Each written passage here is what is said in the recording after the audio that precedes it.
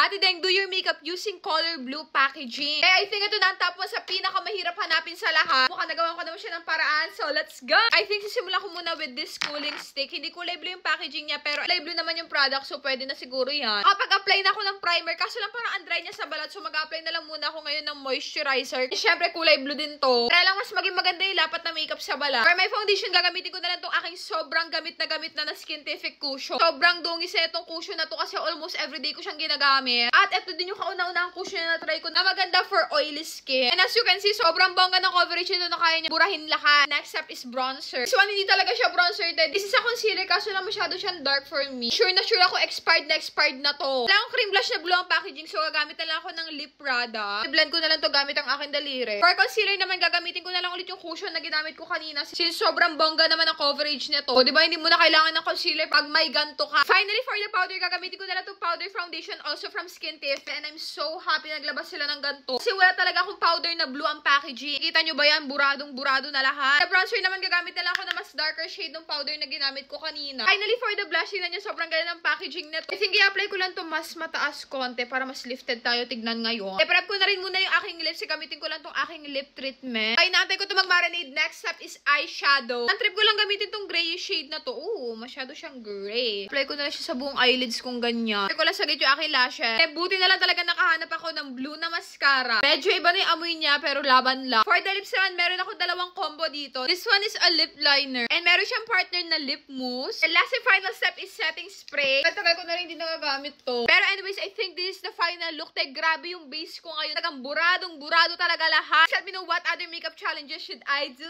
next?